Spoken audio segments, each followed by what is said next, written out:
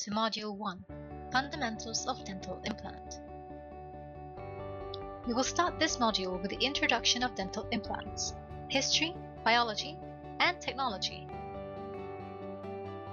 At the end of this chapter, you will be able to define dental implants, understand the history of dental implants, differentiate between clinical and histological characteristics of tooth and implants, and outline the indications and contraindications of dental implants.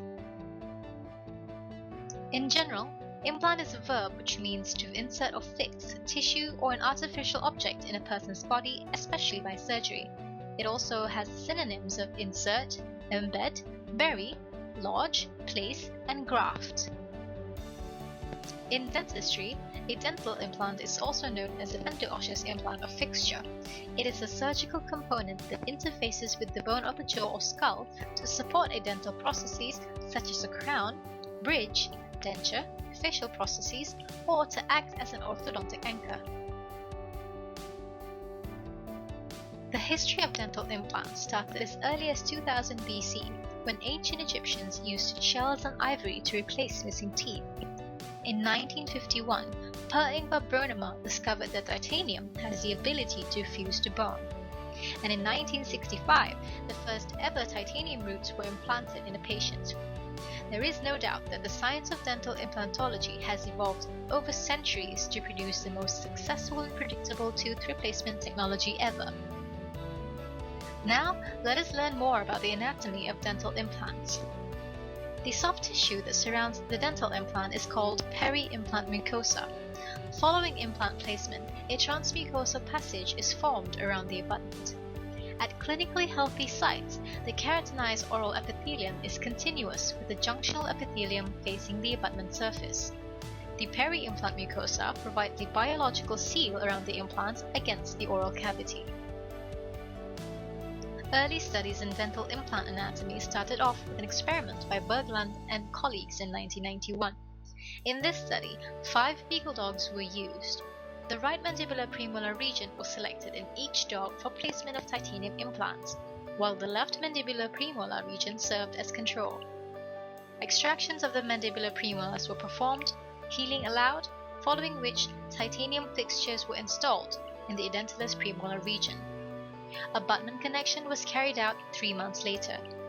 After another 2 months of healing, plaque control was initiated and maintained for 8 weeks.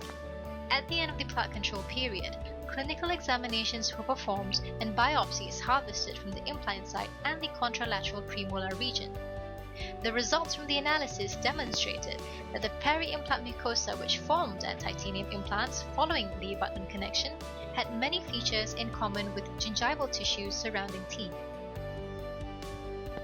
In terms of the similarities between tooth and implant anatomy, both the marginal gingiva of the teeth and the peri-implant mucosa are lined by keratinized oral epithelium.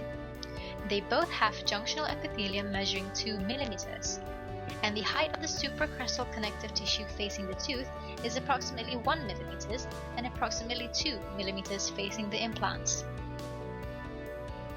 These are some differences in their anatomy. The collagen fiber bundles found in teeth are fan-shaped, but in implants they are parallel to the peri-implant mucosa. Also, the connective tissue around implants possess more collagen but fewer fibroblasts. Thirdly, cementum is naturally present in teeth but are not present in implants. Last but not least, the blood supply for teeth originates from the supraperiosteal blood vessels and the vascular plexus of the periodontal ligament. In contrast, the implants are supplied only from the supraperiosteal blood vessels.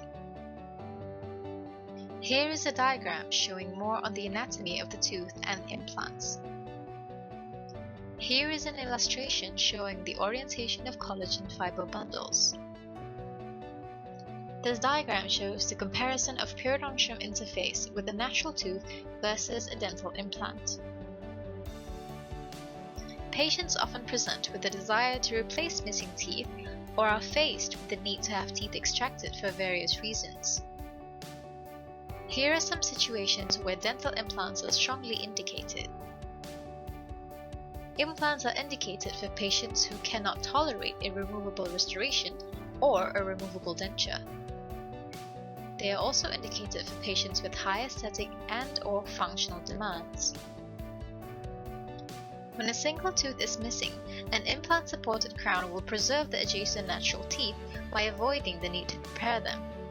If the toothless gap is restored with a traditional dental bridge, both adjacent teeth will have to be prepared. In cases where partial edentalism with the posterior teeth missing, such as in Kennedy Class 1 or Class 2, traditional dental bridges are difficult to design because the back support tooth is missing. Removable partial dentures generally require the preparation of more teeth. In cases where the bridge work is problematic or in the presence of periodontal disease or unrestorable teeth, dental implants are also strongly indicated. Are there any contraindications to implant treatment? To answer this question, a comprehensive patient assessment is required. It should be noted that most contraindications are relative. Absolute contraindications are present in several serious general conditions that can render anesthesia, surgical procedures, and the overall placement of implants inadvisable. These conditions include heart diseases affecting the valves, recent infarcts, severe cardiac insufficiency, and cardiomyopathy.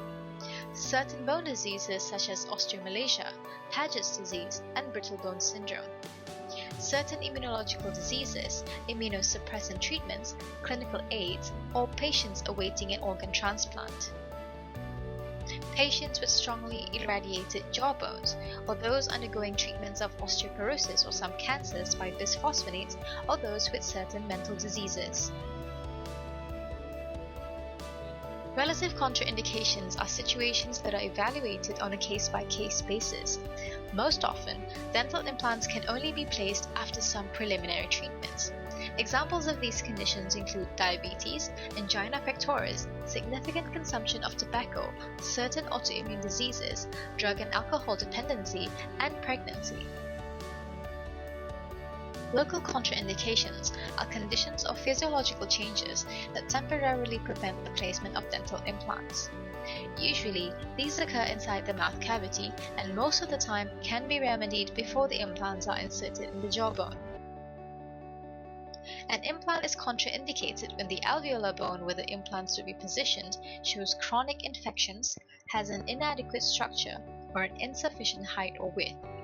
To ensure a good prognosis, a dental implant must be surrounded by healthy bone tissue.